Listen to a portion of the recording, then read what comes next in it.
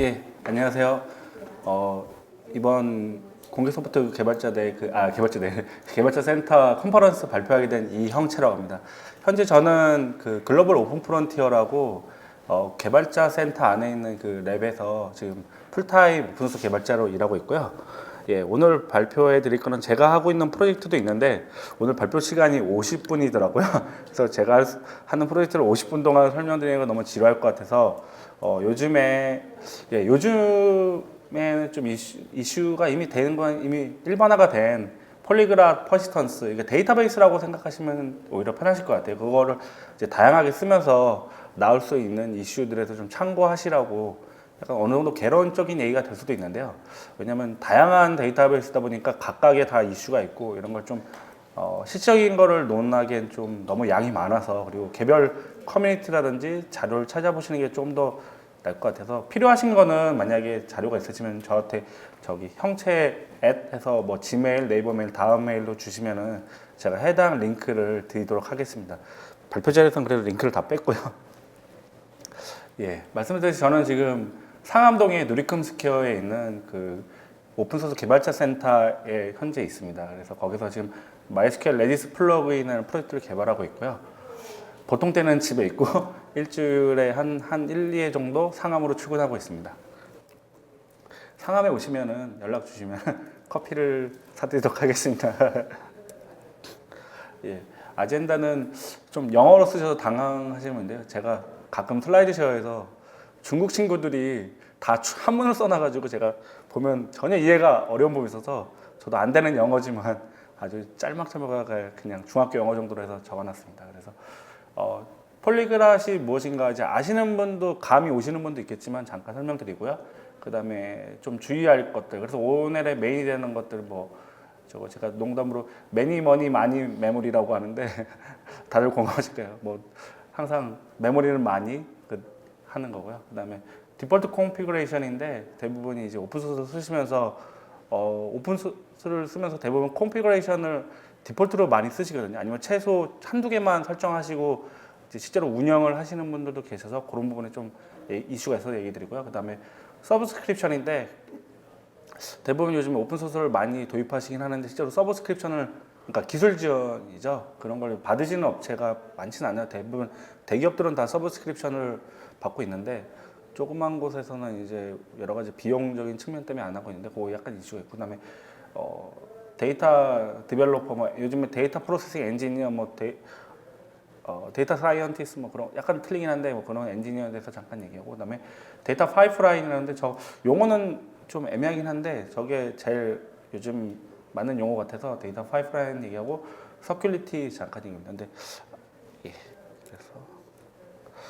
폴리그랏은 요즘에 많이 들어보실 거예요. 전에 그 삼성 오픈소스 컨퍼런스에서 임백준님이 오셔서 폴리그랏에서 한번 발표도 하시고 했는데, 뭐냐면 결국은 저 폴리그랏이 구글 번역기로 이제 번역해 보니까 수개 국어로 된 이런 표현이더라고요. 결국 그게 뭐냐면 다양한 언어로 된 이런 표현이거든요. 거기서 이제 프로그래밍이라고 그러면 다양한 언어를 말하는 거고, 여기서 폴리그랏 퍼시스턴스 하면 퍼시스턴스 결국 이게 저장된 지속성 이런 건데, 결국 데이터베이스라고 생각하시면 돼요. 그러니까 다양한 언어로 개발된 데이터베이스라고 생각하시면 될 것 같고요.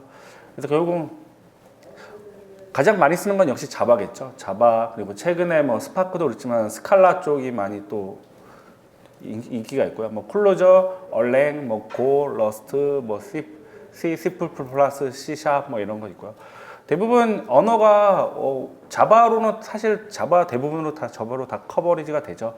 그렇지만 다양한 언어 생기는 거는 자바로 하다 보면 컨커런시라든지 다른 락에 대한 처리라든지 이런 패러다임이, 그러니까 언어 자체에서 지원을 하다 보니까 그런 걸 사용자들이, 개발자들이 조금 더 이제 고려하지 않고 편하게 개발할 수 있고, 생산성이 월등히 향상되기 때문에 그런 새로운 언어들이 생기는 거고요. 그런 언어를 바탕으로 또 새로운 그 프레임워크라든지 라이브러리라든지 데이터베이스가 또 생성되고요.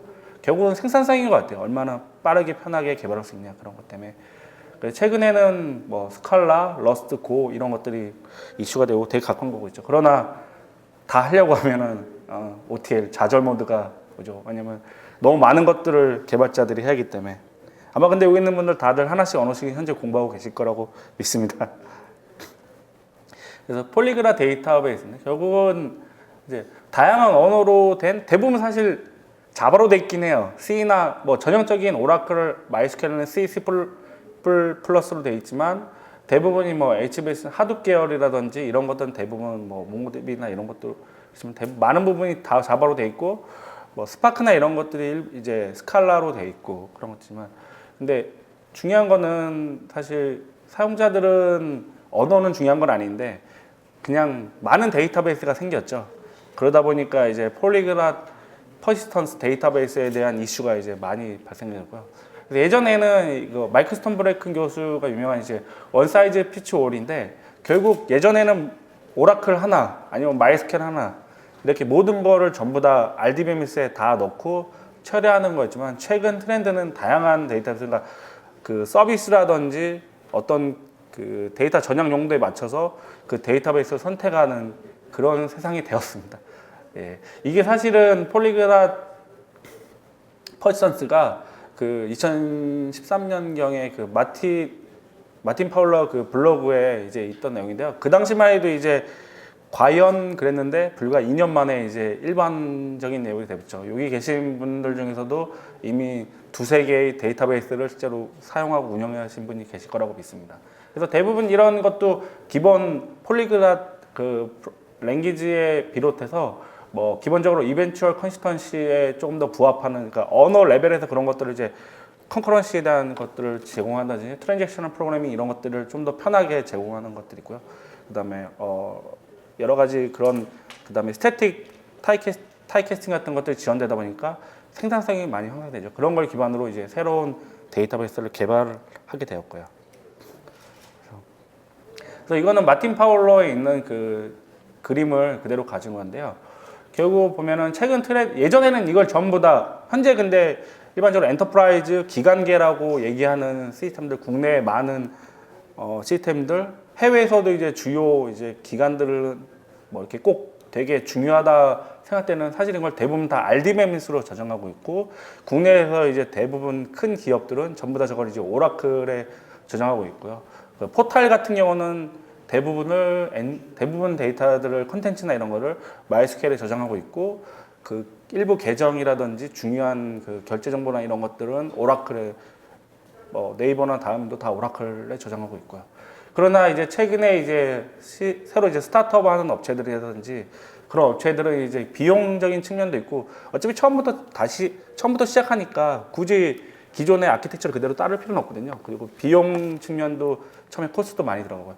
그러다 보니까 지금은 뭐 유저 세션은 레디스에 집어넣고 파이낸셜 데이터나 리포트 같은 거는 이제 파이낸셜 데이터는 중요하다 보니까 RDBMS에 저장하고 리포트 같은 경우는 이제 SQL이 돼야 되는 부분이 있어가지고 이제 RDBMS 저장하고 뭐 쇼핑 카트라든지 리코멘데이션은 이제 릴레이셔널이 좀 그런 것들이 이제 필요하다 보니까 이제 그래프 데이터베이스에 많이 저장하고 있고요. 뭐 카카오가 카카오 계신 분이 얼마 전에 이제 인큐베이터 한 뭐 S2 그래프 같은 것도 있고요.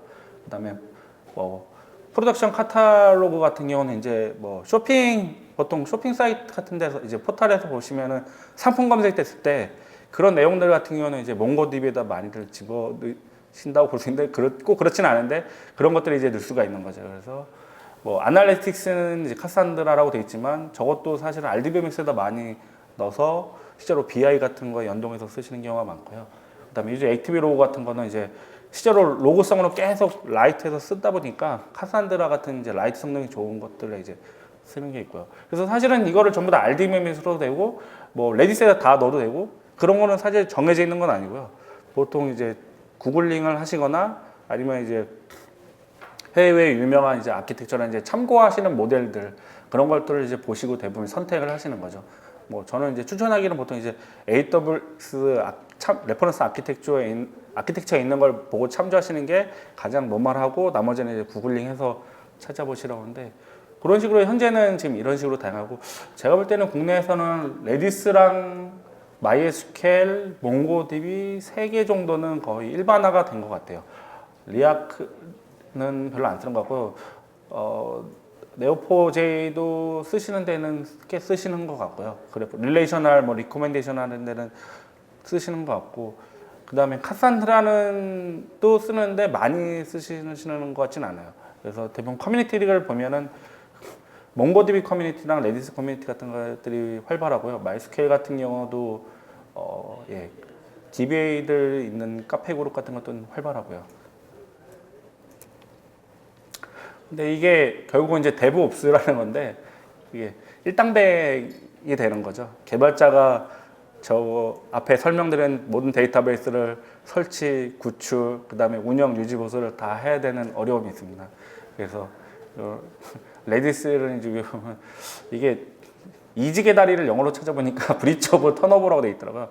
판교에는 이직의 다리를 넘어야 되는지, 몽고DB를 쓰면 뭐 최근에 이제 올해 3.0 릴리즈 됐는데, 기존에 쓰던 거는 이제 2.6대나 2.8대라고 그러면 이제 과연 업그레이드를 해야 되는지 말아야 되는지, 성능에서는 좋아지는 부분이 있고 하다 보니까, 그다음에 뭐 마이스퀘어 쓰면 당연히 이제 샤드 이제 스케일아웃하게 이제 뿌려야 되는 건데, 그런 거에 대한 고민, 그다음에 뭐 카우치베이스를 쓰는데 카우치베이스 그냥 쓰면은 좀 어려우니까 서스테인을 상용을 썼으면 좋겠는데, 뭐 비용적인 측면 그런 것도 해야 되고, 그다음에 카산드라라고 하는데 굳이 왜 카산드라를 써야 될까, 그냥 몽고DB를 쓰면 안 될까, 뭐 이런 고민들, 그런 고민들이랑 실제로 장애 처리 이런 것들을 전부 다 이제 거의 개발자들이 떠안아야 되는 게 지금의 현실인 것 같습니다.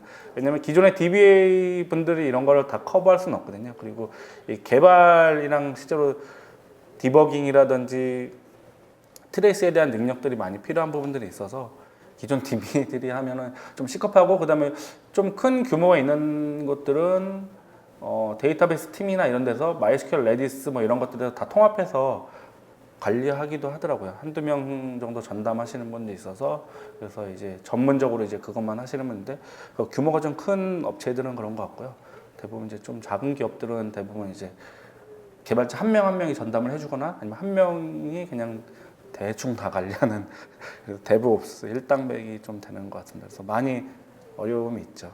그래서 저도 이 세션으로 모든 어려움을 좀 긁어드릴 수 있는 세션이 됐으면 좋겠는데, 사실 그런 게 어려웠죠. 예, 다양하기도 하고요. 이게 각각의 버전도 계속 릴리즈가 되고 있고, 이슈가 너무 다양해서 좀 어려운 부분이 많이 있습니다. 매니머니 많이 메모리라고 제가 맨날 농담처럼 하는데, 이게 왜 갑자기 뜬금없이 맨 처음에 이제 램이 이제 나왔냐면은, 위에 설명드린 대부분의 이제 폴리그라 데이터베이스, 실제로 그러니까 노에스케일류가 많은데요. 마이스퀘일도 마찬가지고 대부분 인메모리 그러니까 성능을 주요하다 보니까, 왜냐하면 포커싱 자체가 기능적인 측면보다는 성능에 포커싱이 된 측면이 많거든요. 그러다 보니까 대부분 인메모리 아키텍처를 대부분 선호했지만, 사실 뭐 인메모리 아키텍처라고 하기도 애매하지만 그냥 메모리를 많이 쓰는 구조로 되어 있습니다. 그래야지 성능이 나오니까.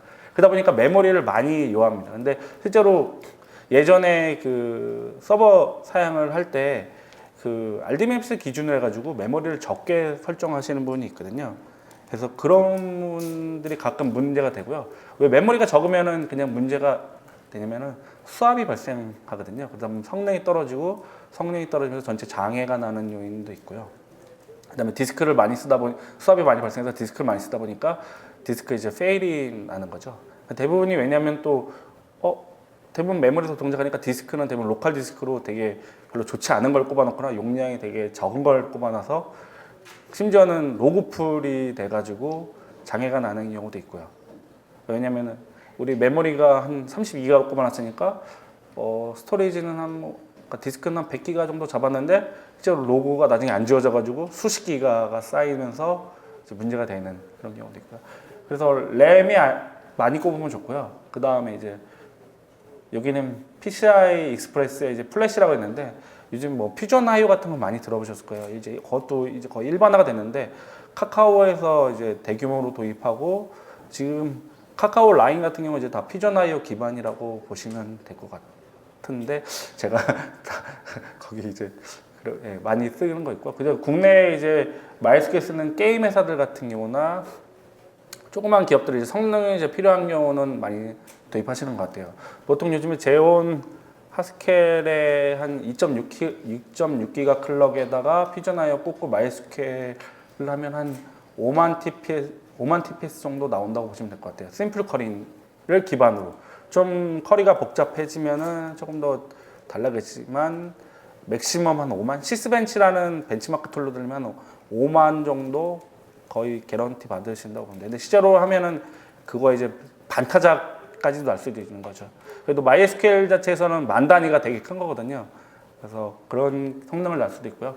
그다음에 SSD, 뭐 요즘 SSD는 뭐 거의 기본이죠. 뭐 AWS도 그렇고 SSD. 근데 아직도 하드디스크를 SATA 막 이런 걸 꼽으시는 게 있는데, 웬만하면 SSD를 꼽으시는 게, 왜냐면 이게 실제로 그 구글의 갑자기 성함이 생각이 안 나네. 하여튼 그 보면 레이턴시가 결국은 중요하거든요. 이거 레이턴시 갭을 생각보다 이게 완충시켜 주는 거거든요. 피라미드 구조에서 메모리는 나노 세컨드 단위고, 플래시 메모리는 이제 마이크로 세컨드 단위고, SSD는 이제 마이크로에서 밀리 세컨드 단위인데, 이런 것들이 하나가 층이 사라지면은 그것 때문에 그 오버헤드가 커서 성능이 갑자기 뚝 떨어지는 현상이니까, 이게 전부 다 이렇게 정확하게 레이어가 갖춰져 있으면은 성능이 전체적으로 완화해서 떨어지는데, 그게 아니라 이게 하나도 없다 그러면 갑자기 성능이 푹 떨어져서 장애가 발생하는 요인이 될 수도 있습니다.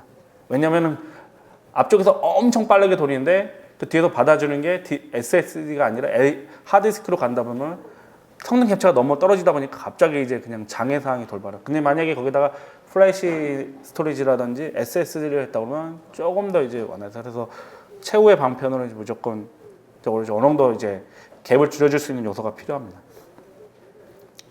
그래서 램을 많이 꼽으면 뭐가 문제가 있냐면은, 사실 리눅스 자체가 그 램을 많이 꼽는 건 아니까 결국 X86 문제인데, X86이 램을 많이 끄는 그런 하이엔드용은 아니었거든요. 지금은 이제 얘기가 틀려지는데, 그러다 보니까 거기에서 비롯해서 문제가 좀 있는 것들이 있습니다.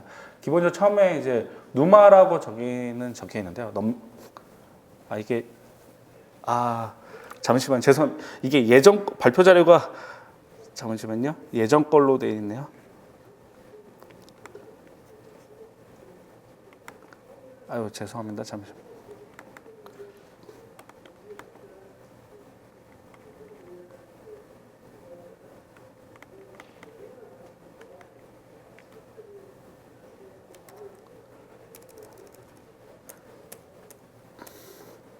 예. 누마라고 되어 있는데요. 저 누마가 왜 이슈가 있냐면은, 이게 누마 아키텍처는 결국 그 피지컬 코어의 메모리가 이렇게 하나로 이렇게 같이 연결돼 있다고 보시면 돼요. 결국 뭐냐면은, 메모리가 제가 만약에 64기가면은 그게 만약에 4코어로 되어 있으면은 개당 12기가인가요? 갑자기 계산이 안 되네. 12코어, 만약에 12기가에 4코어라고 하면은 실제로 한 코어당 3기가의 메모리를 잡고 있는 식이에요. 그럼 무슨 이슈가 발생하냐면은, 만약에 한 프로세스가 3기가, 실제로 3기가는 아니지만 한 2기가 넘게 쓰기 시작하면은 실제로 걔가 수압을 써요. 왜냐면 나머지 메모리가 많이 있다고 해도 걔는 실제로 다른 코어에 할당된 거라서 실제로 그 수압을 발생하게 됩니다. 별도의 그 누마 컨트롤러라든지 뭐 C 그랩스라든지 그런 명령어로 커널 레벨에서 이제 컨트롤 해주지 않으면은 그렇게 발생합니다. 그래서 실제로 메모리는 많이 꼽아놓고도 수압이 발생하는 그런 문제가 발생하기도 합니다. 그래서 누마는 중요하고, 그다음에 성능, 인터프로세싱이 되거든요. 코어에 내가 만약에 3기가 이상 쓰면은 다른 코어에서 메모리가 있기 때문에 그 코어에서 접근하려고 그러면은 결국 이제 오퍼레이터 그러니까 인스트럭션 코드가 더 증가하는 거죠, 한두 번은. 그러다 보니까 이제 성능이 조금 떨어지고요. 실제로는 나노 세컨드 레벨이기 때문에 그렇게 크진 않은데요. 만약에 이게 칩이 뭐 여러 개 꼽혀 있다고 그러면은 그 코스트는 좀 더 증가하고요. 사실 뭐 뉴마 때문에 가장 크게 발생하는 건 사실 수압이 발생하는 메모리 이슈가 가장 크다고 보시면 될 것 같고요. 성능 이슈도 중요하긴 합니다. 사실 벡터라이즈 같은 경우 엔진이 포함되어 있는 것들은 누마 아키텍처를 잘 설계를 못한다, 그러니까 아키텍처를 잘 못하는 경우는 성능을 100% 낼 수는 없고요. 그 다음에 메모리 얼로케이터는 이제 저기는 이제 GDC 보통 이제 메몰록 쓰고 이제 제이몰록이라고 이제 페이스북에서 만든 건데, 보통 요즘에 몽고DB도 그렇고 뭐 레디스도 그렇고 제이몰록을 많이 권장하거나 디폴트로 돼 있는 경우가 많은데요. 저거는 사실 성능 차이가 그렇게 크진 않아요. 근데 결과적으로 뭐냐면 이제 성능이 로그n에서 이제 로그n에서 얼마나 스케일아웃하게 떨어지냐 안 떨어지냐 결국 그치거든요. 그러니까 기본적으로 glibc 메모록당 제이몰록이 좀 더 세그먼트가 작고요. 그 다음에 컨커런시한 성능이 훨씬 좋기 때문에 그런 부분이 보통 스케일아웃 별로 이제 컨커런시가 별로 주요하지 않을 때는 이슈가 안 되다가 경합이 심해지거나 이런 경우는 성능이 좀 떨어지는 현상이 있습니다. 근데 반대로 제이몰록을 쓸 경우는 뭐 라인이나 카카오 같은 경우 이제 대표적인데 레디스에 이제 제이몰록을 쓰다 보니까 메모리 단편화 현상이 그러니까 메모리 프래그멘테이션이 현상이 좀 발생을 합니다. 최근에 제이몰록이 2.8인가 릴리즈가 되면서 그런 현상은 좀 완화되긴 했는데 기본적으로 그 현상은 glibc 몰록 쓰는 것보다는 조금 더 이제 단편화 현상이 조금 더 심화된다고 보시면 돼요. 그거는 이제 또 따로 섹션을 얘기해 좀 길긴 한데 근데 대부분이 상관없어요. 카카오나 라인 정도의 트래픽을 받지 않는 이상은 제이몰록을 쓰시는 것을 권장하고요. 대부분이 만약 디폴트로 제이몰록이 안 되면은 LD 라이브러리 그 쉘 환경 변수를 통해서 그 디폴트 메모리 얼로케이터를 제이몰록으로 쓰시는 걸 권장합니다. 만약에 어떤 노에스케일이 됐든 대부분의 노에스케일 자체가 그냥 glibc 에멀록보다는 제이몰록을 쓰시는 게 훨씬 더 성능이 좋고 메모리도 더 적게 쓰는 편입니다. 그 다음에 이제 TLB라고 하는데 이제 트랜슬레이션 로거 사이드 버퍼 보통 이제 옛날에 이제 대학교 때 이제 OS 시간에 배우는 이제 버추얼 메모리 있고 피지컬 메모리 있으면 실제로 피지컬 메모리는 뭐 1테라면은 그걸 이제 실제로 매핑하기 위해서는 TLB라는 게 필요하죠. 그 룩업 테이블 그러니까 거기를 통해서 이제 실제로 데이터를 접근하는데요. 메모리를 접근하는데요. 그 TLB가 사실은 그 CPU 안에 들어 있는 건데 그 엔트리라고 이제 보통 얘기하는데 그 엔트리가 사실 사이즈가 크질 않아요. 그래서 옛날에는 그 엔트리로 뭐 4기가 이때는 다 커버가 됐거든요. 근데 메모리가 이제는 막 수백 기가 이제 꼽아서 쓰는 게 이제 어느 정도 일반화는 아니지만 실제로 해외에서도 이제 많이 그런 경우 있거든요. 특히 뭐 요즘에 대용량 처리나 하둡이나 뭐 이런 거는 BMT 자료 보면 서버 스펙이 막 128기가 256기가 정도 되는데 그 정도 되면 이제 TLBSI 엔트리가 부족합니다. 그러다 보니까 이제 페이지 폴트가 빈번하게 발생하는 거죠. 그러다 보니까 이제 페이지 폴트가 발생하면서 컨텍스트 스위치 많이 발생하고 그래서 성능이 이제 저하가 되는 현상입니다. 그래서 TLB 사이즈를 보통 이제 4K로 돼 있는데 이게 보통이라고 하면 좀 확인하셔야 돼요. 4K로 돼 있긴 한데 2메가로 이제 설정되어 있는 게 있어서 그래서 TLB 사이즈를 늘려주셔야 돼요. 그래야 이제 페이지 폴트가 덜 발생하거든요. 이거는 뭐 꼭 노에스큐엘만 그런 건 아니고 모든 리눅스에서 쓰시는 그런 것들을 다 확인해 보셔야 되는 거죠. 그래서 보통 내가 짠 프로그램이 페이지 폴트가 모니터링에서 페이지 폴트가 많이 발생하면은 휴지 TLB 페이지를 좀 증가시켜 주면은 페이지 폴트가 줄어들면서 성능이 뭐 두세 배 좋아지는 건 아닌데 로그 n에서 이제 이쁘게 이제 진행이 되죠. 이게 로그 n에서 이렇게 가다가 뚝 떨어지는 게 아니라 로그 n이 정정하게 진행하다가 적당한 수준에 이제 떨어지기 시작하는 거죠. 그 다음에 이제 리눅스 그걸 지원하는 게 이제 THP라고 있고 뭐 그걸 이제 파일 시스템을 진행해 휴지 TLB FS인데 뭐 이런 거 잘 모르셔도 되고 일단 나중에 필요하시면 찾아보면 되고 결국 무슨 얘기냐면은 노에스케일 앞에서 이제 다양한 이제 데이터베이스들이 있지만 얘네들이 기본적으로 제일 중요한 이제 인덱스라든지 데이터 스트럭처 자체가 예전에는 이제 비트리랑 비플러스 트리 기준으로 많이 돼 있었는데 최근에는 뭐 LSM 트리라든지 스킨 리스트라든지 다양한 데이터 스트럭처로 돼 있거든요. 그게 무슨 얘기냐면 결국 얘네들이 그 관리하는 메모리 사이즈가 좀 틀려요. 그러니까 그런 것들이 조금 이슈가 있어요. 그러니까 레디스 같은 경우도 그렇고 직접 자기가 이제 관리하는 메모리 사이즈가 작다 보니까 이런 것들이 나중에 휴지 페이지 같은 경우가 이제 켜져 있으면 저게 자동으로 자기가 페이지 폴트 같은 거 만나면 이거를 자기가 이제 그쪽에다 할당하게 되거든요. 그러니까 저것 때문에 성능 저하가 많이 발생하는 부분이 있거든요. 실제로 컨트롤하는 메모리 사이즈는 4K 단위인데 제가 페이지가 2메가로 재배했으면은 쟤 때문에 성능 부분이 문제가 있는 거 있어요. 그래서 디폴트로 레디스 같은 경우도 저거를 그 트랜스페런트 휴지 페이지를 디세이블 시켜주게 돼 있거든요. 그 다음에 뭐 MySQL에서 많이 쓰는 요즘 투쿠DB 엔진도 그렇고 쟤를 디세이블하게 돼 있어요. 대부분 사실 디세이블하면은 대부분이 사실 안정적으로 돼 있는데, 근데 사실 정답은 아니에요. 왜냐하면은 저게 됐을 때 과도하게 페이지 폴트가 발생할 수 있기 때문에, 만약에 JVM에 기반해서 뭐 돌아가는데 페이지 폴트가 많이 발생한다 그러면 저거를 늘려주시면은 그 성능 향상에도 도움이 되기 때문에 저거는 이제 확인을 해보시고 늘려주거나 아니면 아예 디세이블 시키거나 그런 걸 컨트롤 해주셔야 될 것 같고요. 사이즈는 보통 이제 4메가, 뭐 1메가, 2메가인데 보통 4K나 2메가 정도를 권장 많이 하더라고요. 그다음에 플래시 PCI 익스프레스 기반의 이제 플래시인데 보통 이제 저거를 쓰시는 게 세컨더리 스토리지를 많이 쓰세요. 그럼 근데 그거 반면 왜 성능이 좋으니까 SAT보다. 근데 그거 말고 이제 수압용으로도 많이 쓰세요. 그래서 카카오 같은 경우도 원래 도입하는 이유는 수압 때문에 썼다고 하더라고요.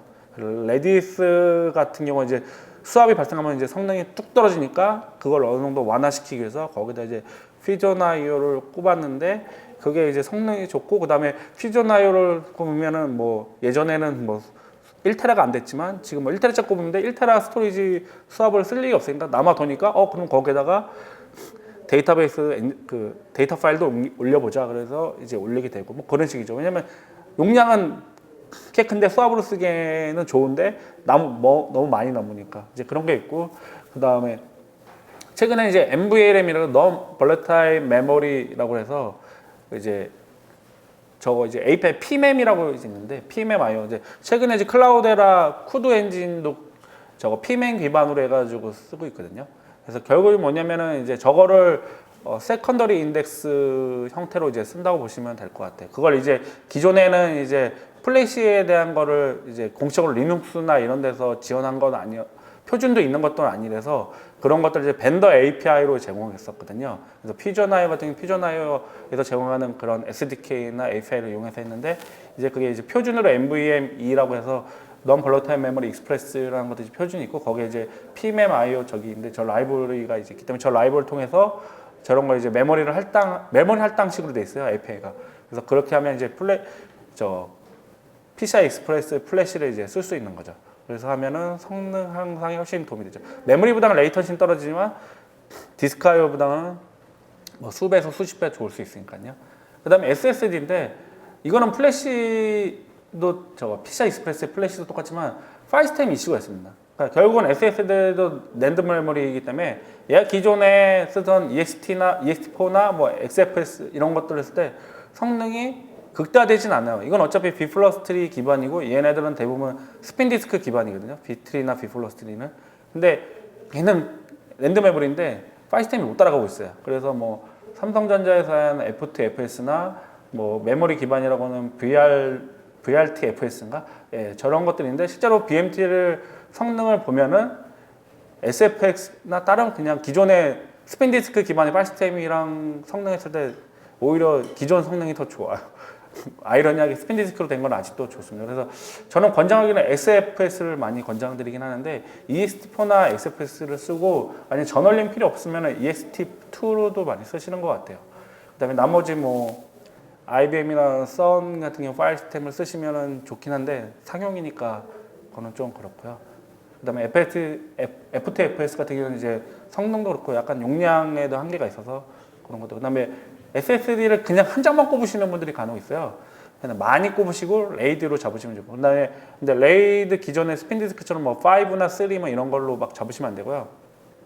스트라이핑 하시거나 아니면 10 뭐 01 뭐 상관은 없는데 10가 조금 더 이제 운영하시는데 편하시니까 10 스트라이핑해서 쓰시는 걸 권장하고 있습니다. 실제로 그게 기존의 레이드 컨트롤러도 SSD 기반에 최근에 안 찾아봤는데 2, 3년 전에 찾아봐서도 계속 찾아봐도 스트라이핑한 거가 가장 성능이 리니어하게 좋고요.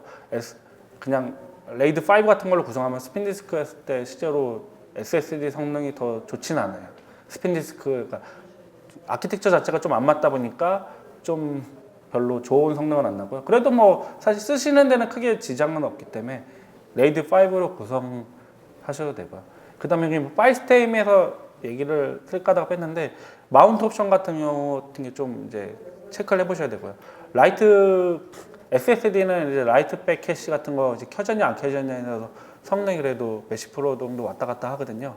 그래서 그런 것들랑 그다음에 뭐 기본 마운트도 노웨 타임 같은 거라든지 그래서 SSD 찾아보시면 뭐 트림 같은 것들 그런 것들 안 넣어줘서 몇십 프로라도 성능 깎아먹는 경우가 있어서 그런 것들 체크해 보시는 게 좋고요. 그래서 아까 메모리 많이 꼽으라는 걸 결국 얘기하면은 결국 사실 맨날 하는 스케일 업 얘기거든요. 그래서 이거는 그냥 예로 하나 들었는데 사실 그러니까 위에는 메모리 한 128기가, 예, 사실 저거 128기가 되게 많다고 생각하시는 분도 있겠지만 실제로 또 국내에도 대규모로 하시는 분들은 저 정도 꼽아서 쓰시는 경우도 사실은 비일비재하거든요. 중국 같은 경우는 사실 중국이나 해외, 미국, 이제 글로벌 서비스 하는 애들은 사실은 저렇게 꼽아서 쓰는 경우는 오히려 드물 거라고 생각하시는데 실제로 근데 그렇지는 않아요. 생각보다 하둡이나 요즘에 스파크, 특히 스파크 같은 경우는 뭐 기본 64기가, 128기가 디폴트로 그렇게 들어가니까요. 그 다음에 플래시 1테라, 뭐 그 다음에 SSD 10테라 이렇게 딱 구성하시면은 이 한 대로 캐피할 수 있는 게 TPS 몇만 정도 되거든요. TPS 몇만이고 데이터 사이즈는 뭐 기대로 저기 스토리지 있으니까 한 10테라 정도 가용할 수 있겠죠.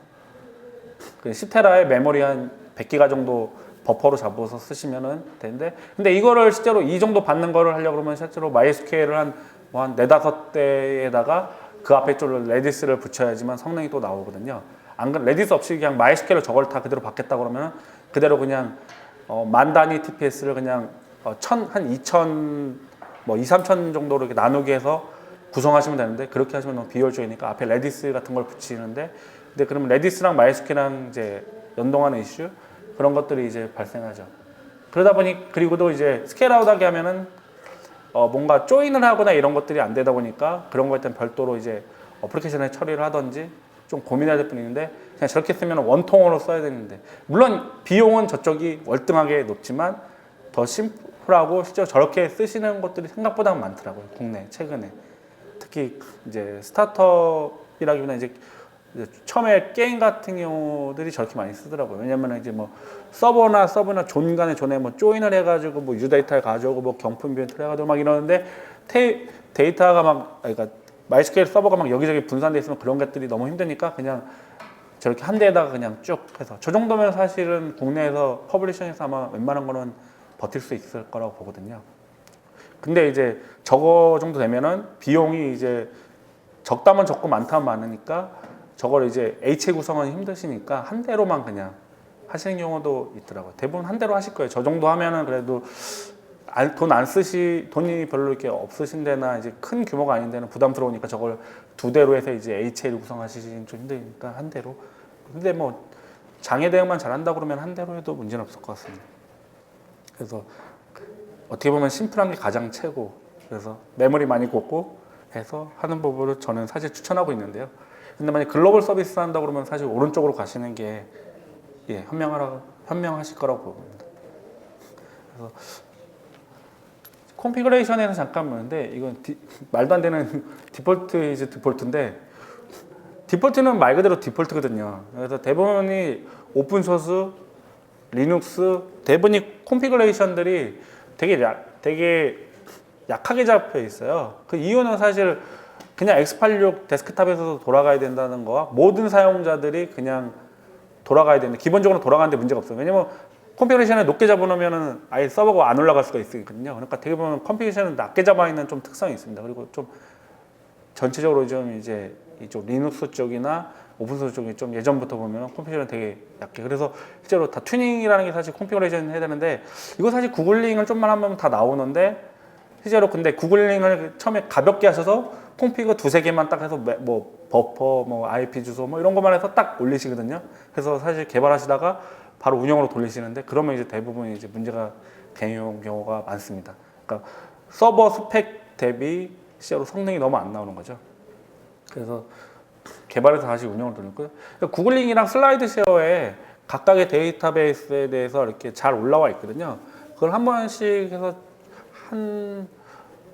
하나의 데이터베이스당 한 10개 정도, 그 다음에 구글링이랑 스택 오버플로우의 뭐 주요 이슈들 같은 경우도 이제 뭐 버전별이라든지 뭐 이렇게 구글링 해보시면은 나오거든요.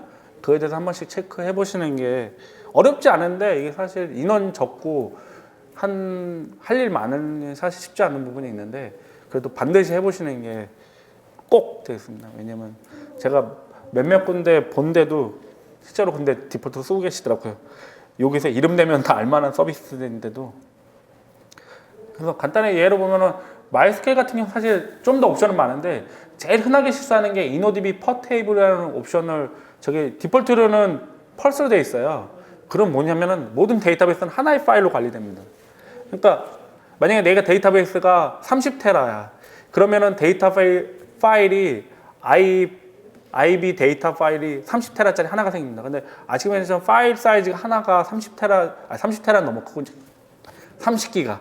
하나 파일이 30기가만 돼도 기본 파일 핸들링 하는데도 오버헤드가 큽니다. 파일 디스크립션 받아오는 데도만 해도 미묘하게지만 마이크로 세컨드, 밀리 세컨드에서 밀립니다. 그리고 실제로 그 정도면 라지 파일, 이제 2기가 넘어가면 라지 파일로 관리되는데 오버헤드가 더 걸립니다. 그리고 실제로 옵셋 값이 똑같은 차이가 없을 것 같은데 훨씬 천재의 차이 나고요. 그리고 나중에 이제 파일이 하나다 보니까 처치 곤란한 상황이 이제 발생하고요. 백업하거나 이럴 경우. 그래서 저기 근데 5.6까지는 저게 디폴트로 펄스였는데 5.7에서는 저게 이제 펄스 2로 바뀌었습니다. 이제 마이스퀘어 쪽에서 아주 이슈가 나오니까 이제 디폴트로 바꿨는데요.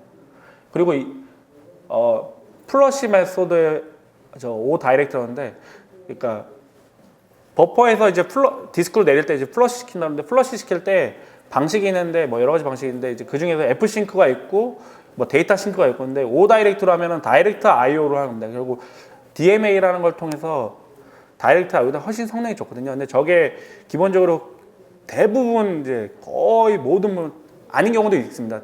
왜냐면 파일 시스템이나 해서 다이렉트 IO가 지원 안 한 경우가 가끔 있거든요. 근데 대부분 시스템들은 리눅스나 우리가 일반적으로 리눅스 X86은 전부 다 오라이트 지원된다고 보시면 돼요. 커널 랩에서 뭘 건드리지 않았다면. 그러니까 저거 했을 때 IO 성능이 훨씬 좋거든요. 그러니까 특히 IO가 후지문일수록 저거 했을 때 올 수 있는 효과들이 크기 때문에 저거를 이제 반드시 줘야 되는데, 저것도 디폴트는 저렇게 안 돼 있고요.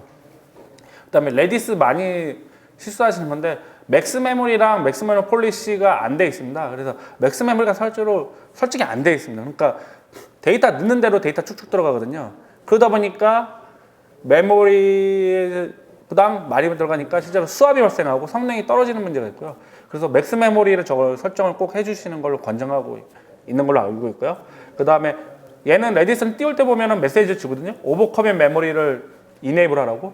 그건 뭐냐면 얘는 기본적으로 이제 메모리를 많이 쓰는 구조라서 수압을 무조건 써야 되는 구조입니다. 그래서 오버커밋 메모리를 해가지고 실제로는, 그러니까 메모리 수압을 발생하게, 안 그러면은 레이스 서버가 죽어버릴 수가 있거든요. 그러니까 권장 사항이고요. 실제로 저걸 안 해서 장애 나는 경우가 거의 탑 5인가 10 안에는 된다고 하더라고요. 지금도. 네, 레디스는. 그 다음에 위에서 설명드렸듯이 그 트랜스페어런트 휘즈 페이지를 이네이블 하는 걸 디세이블 시키게 되어 있습니다. 이 두 가지 좀 더 있긴 한데요. 저는 대표적인 것만 추리긴 했는데, 이런 식으로 디폴트 콘피그에서 바꿔줘야 되는 것들이 있는데, 사실 이게 지금 디폴트 콘피그 이게 지금 다 안 돼 있는 건데, 이런 것들이 미묘하게 성능의 부분에 중요하거나 장애 이슈가 중요하게 되거든요. 그래서 해당 부분을 꼭 구글링 하셔가지거나 아니면 슬라이드라든지 뭐 자료를 꼭, 아니면 커뮤니티에 물어보시거나, 제일 좋은 거는 그냥 콘피그 파일 같은 것들 구글링해서나 아니면 기커브에서 콘피그 파일 받아가지고 한번 훑어보면서 체크해 보시고 그걸 그대로 적용하시는 게 가장 권장해드리고 싶고요.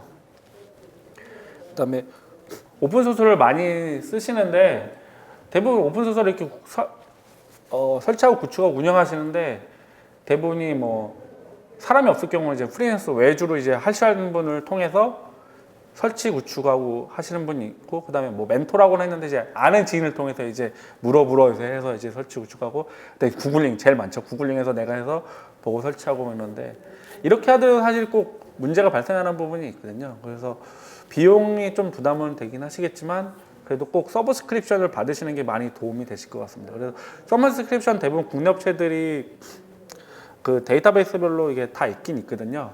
그래서 웬만하면 서브스크립션 받는 거를 추천을 드리고요.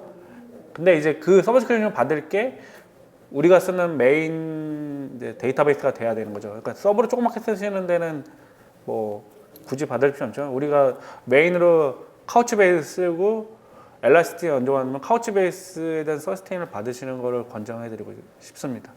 그래서 사실 오픈소스 그래야지 또 잘 되니까 예 그런 거 추천하고 싶고요. 그다음에 이거 너무 짤막하게 너무 날로 먹는 것 같긴 한데 데이터 많이 고민하시고 지금 말씀드리는 거 많이 고민하시면 이거 많이 들어보셨을 거예요. AWS는 사랑입니다.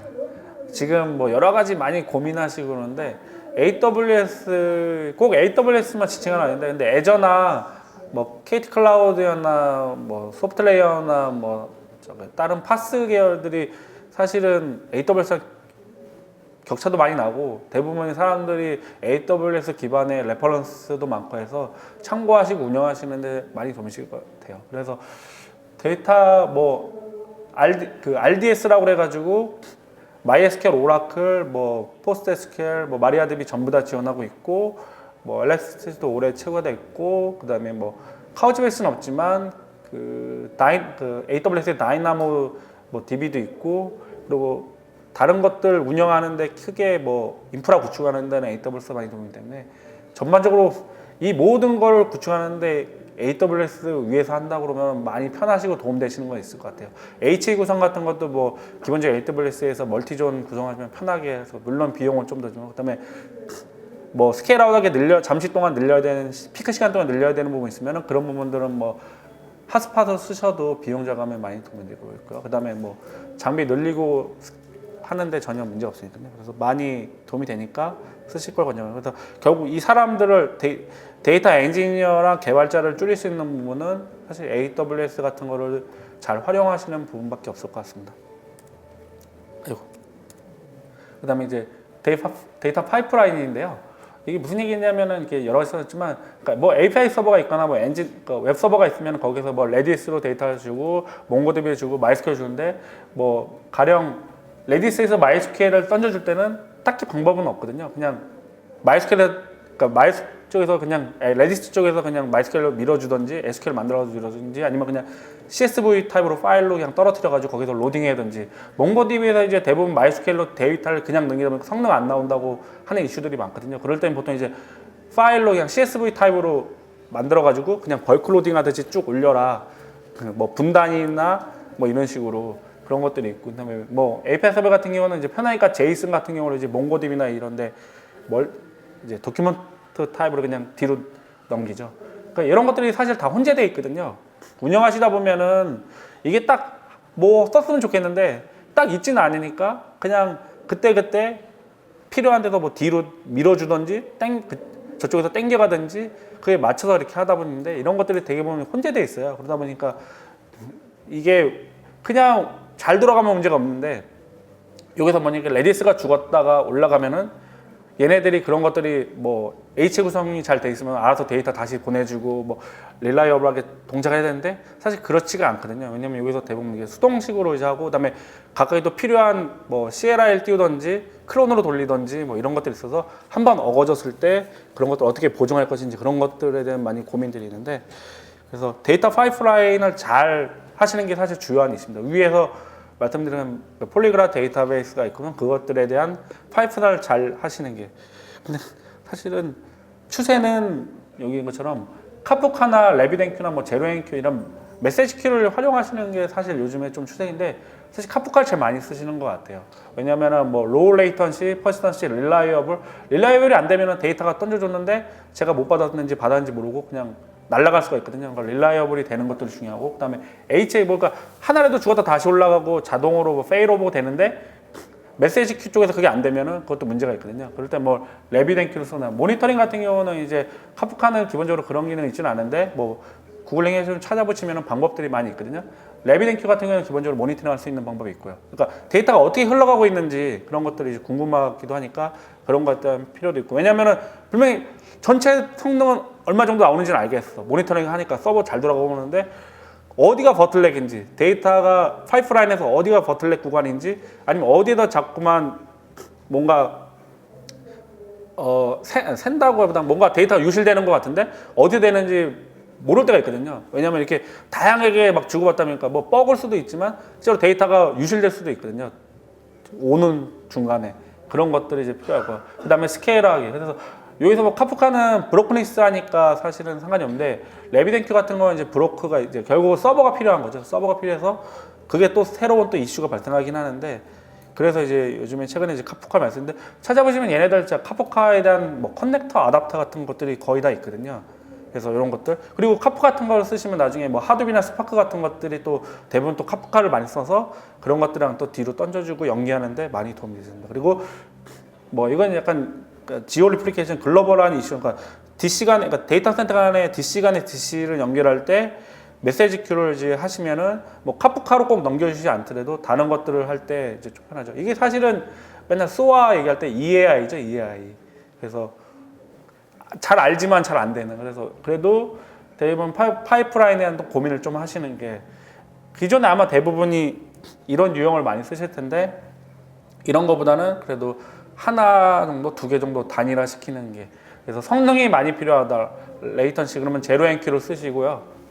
그 다음에 뭐 릴라이어블하고 퍼시스턴스 필요한 게 있으면 카프카. 근데 카프카도 성능은 잘 나오거든요. 근데 레비덴큐 같은 경우는 퍼시스턴시 되지 않아요. 큐에 들어갔다가 죽으면 그냥 날아가거든요. 그러다 보니까 그런 부분은 이제 고려하셔가지고 성능이 극대화적으로 이제 필요하다. 만약에 서버 쪽에서 각각의 이제 UDF로, 뭐 TCP로 받던 UDF로 받던 그 로그를 봤는데 뭐 100개 중 1000개 중 몇 개 중 날아가도 된다. 그러면 그거는 이제 제로키로 받으시는 게 이제 CPU 부하라든지 성능이 좋고요. 그 뒤쪽에서 이제 해서는 이제 뭐 API 서버라든지 어느 정도 뭐 웹 서버 뒷단부터는 이제 데이터가 날아가면 유실되면 안 되니까 그럴 때 이제 그쪽은 이제 카프카로 이제 구성하시든지 그런 식으로 하시는 게 좋고요. 그래서 많이 쓰시는 것들은 대부분이 다 보면은 그 뭐 몽고DB, 레디스, 마이스퀘, 카산다라 이런 거 뭐 구글링 찾아보시면은 그게 뭐 완벽하진 않지만 그래도 대부분 다 있기 때문에 그 정도 쓰시는 데는 문제 없으실 것 같아요. 그리고 마지막으로 이제 서큘리티인데, 마이스퀘나 노에스퀘 같은 경우는 이 서큘리티가 되게 취약해요. 레디스 같은 경우도 퍼블릭, 그러니까 IP가 오픈돼 있으면은 그냥 인젝션 공격도 아니죠. 그냥 구글링 해서 보시면 나오시는데 그냥 루트 권한을 획득할 수 있는 방법이 나와요. 그래서 그 레디스 그냥만 그런 게 아니라 몽고DB도 그렇고 얘네들이 전부 다 성능이라든지 딱 특정 피처에만 딱 맞춰서 개발하다 보니까 서큘리티는 약간 등한시 되거든요. 이거는 뭐 하둡도 한 2, 3년 전에 이제 얘기 나왔던 거고, 사실 지금도 다 완벽하진 않지만 얘네들은 더욱더 심해요. 그리고 개별적으로 좀 신경 쓰는 애들은, 서큘리티 좀 신경 쓰는 애는 듀얼 라이센스로 엔터프라이즈 버전을 개발하는 회사들이 있을 때, 그냥 순수하게 오픈소스만 커뮤니티 버전만 있으면은 조금 등한시해요. 대부분 알아서 잘 쓰면 되니까. MySQL도 SQL 인젝션은 되게 취약해요. 그래서 실제로 만약에 마이스 서버가 외부로 노출되어 있거나 외부로 노출 안 돼 있다고 해도 쿼리 같은 걸 검증 잘 안 하시면은 실제로 그냥 털리는 경우가 다 많고요.